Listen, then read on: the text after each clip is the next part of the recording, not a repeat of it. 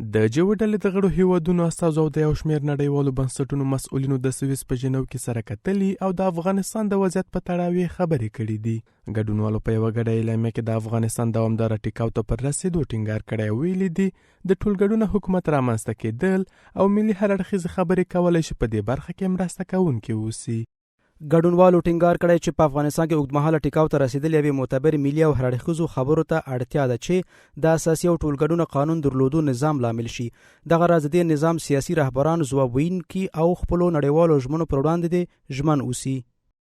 د وډلې همداشان افغانانو لپاره د بشرپاله مرستو دوام اړین بللی ویلي د سیمې هیوادونو سره په همکارۍ د افغانستان ننګونو ته رسیدو لپاره ژمن دي.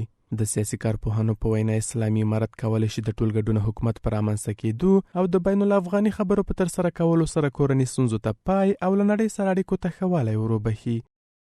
اگر ما با دنیا یک راه حل پیدا بکنیم باز میتونیم که چوکی‌های گوناگون سازمان‌های مختلف که ما از دست دادیم و همچنان چوکی ملل متحد دوباره به دست بیاریم و افغان‌ها بالاخره در تصمیم گیری کشور خود باید یک رول عمده باید داشته باشه. امیدوار هستم که حکومت سرپرست فعلی افغانستان با تجربه 3 سال گذشته در قسمت ایجاد حکومت فراگیر ملی مطابق به خواستار مردم افغانستان و با در نظر داشت منافع اولای افغانستان است جمع شخصیت‌های کارکشته صادق و وطن دوست و همچنان کارمندان متخصص و مسلکی حکومت را ایجاد بکنند. در گذشته همچین بحث‌های مطرح بحث بود و حال هم هست. کشورهای منطقه و فرامنطقوی کوشش میکنند که بر افغانستان نقاط ضعف را پیدا بکنند و از طریق اون نقاط ضعف پیدا شدن اعمال فشار داشته باشند بالای حکومت سرپرست افغانستان.